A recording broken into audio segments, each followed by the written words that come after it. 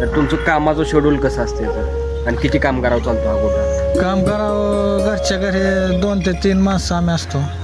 दारा 2 वेळेला 2 आणि वैरण हे सकाळनं 3 वैरणी करायच्या, संध्याकाळी 3 वेळा वैरण टाकायची. सकाळी 1-2 तास आणि संध्याकाळी 2 तास. हा, असं कामकाज तुमचं चालतं. चालतं. हा व्यवसाय सुरू करण्यासाठी त्यांना खूप अडचणींना सामोरे जावे लागले. त्यांची परिस्थिती खूप बेताची होती, म्हणून त्यांनी सुरुवातीला गावरान म्हशीद्वारे व्यवसाय सुरू केला. नंतर कालांतरानं त्यांनी हा व्यवसाय पंढरपुरी म्हशींकडे वळवला. आज ते घरच्या घरी गोठ्यातील सर्व कामे करतात. कष्ट, जिद्द, चिकाटी असेल तर हा व्यवसाय यशस्वी होतोच असं ते सांगतात. ह्या व्यवसायात येणाऱ्या तरुणांना ते सांगतात की जर गोठ्यातील काम स्वतः करण्याची तयारी असेल तर ह्या व्यवसायात यश तुमच्या मागे चालत येईल असं त्यांचे म्हणणे आहे.